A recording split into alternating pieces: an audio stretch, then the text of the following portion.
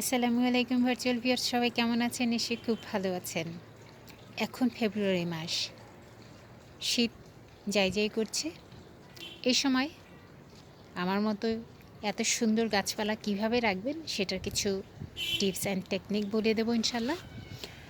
তবে আজকে বলে দিই, আজকে হচ্ছে আমার এখানে এতটা ঝলমলে রোদ্দুর দেখে আমি একেবারে অবাক হয়ে গেছি। মোটামুটি শীতের শেষ সময় এইরকম 2-3 মাসে এরকম রোদ্দুর আমি দেখিনি এত সকালবেলা।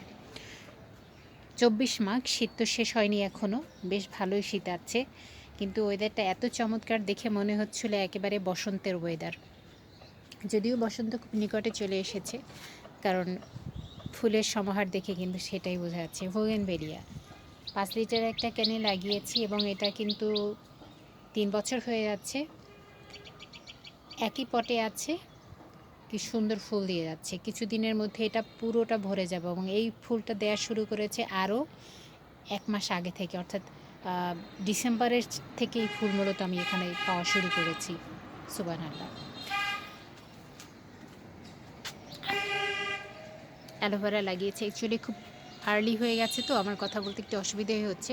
যাই হোক, আমি এই গাছগুলোতে যেটা যত্নগুলো নেই সেটা আজকে শেয়ার করব ইনশাল্লাহ, এবং কিভাবে এতটা এই শীত চলে যাচ্ছে তারপর আমার গাছগুলো দেখে তো মনে হয় না যে এগুলো আসলে শীতের এতটা কঠিন সময় পার করে এসেছে।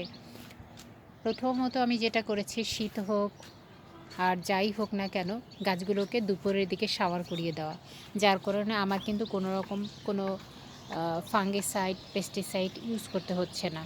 এর একমাত্র কারণ হচ্ছে গাছে যখন ধুলোবালি পড়ে এবং কিছুটা গ্যাদারিং থাকে তখন কিন্তু প্রচুর পরিমাণে পোকামাকড়ের আক্রমণ হয়। যদিও আমার এখানে কিছুটা মাকড় পোকা লেগে গেছে অলরেডি, সেগুলো তাড়ানোর জন্য আমি কি বলে অর্গানিক উপায় চেষ্টা করছি। আমি এটাতে কোনোভাবেই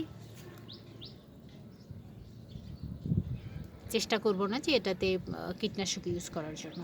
তো যাই হোক, আমার কপি বাগান, এখান থেকে শালগম খেয়েছি, ফুলকপি খেয়েছি এবং ফুলকপির কি সুন্দর ফুল এসেছে। এই গাছটা আমি বুঝতে পারছিলাম না যে এই গাছটাতে আসলে ফুল আসবে কি না, তো কি সুন্দর ফুল এসেছে। দেখি এটাতে বীজ হয় কি না, বীজ হলে তো ভালোই, ট্রাই করা যেতে পারে। তারপর বাঁধাকপি হয়েছে, এবং বাঁধাকপি কিন্তু প্রচুর পরিমাণে পানি শোষণ করে, সকাল বিকাল পানি না দিলে এগুলো কিন্তু খুব একটা টিকতে চায় না, যেটা হচ্ছে প্রবলেম। আর থানকুনি পাতা কালকে এটা ইয়ে করেছি।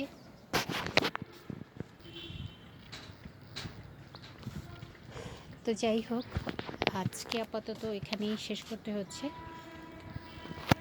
অ্যালোভেরা, এরিকা পাম, আগে সকালের নাস্তাটা করে নিই, বাকি অংশ ইনশাল্লাহ আস্তে আস্তে দেখাবো, কারণ একসাথে অ্যাকচুয়ালি ভিডিও বড় হয়ে গেলে দেখতেও কিন্তু কষ্ট লাগে।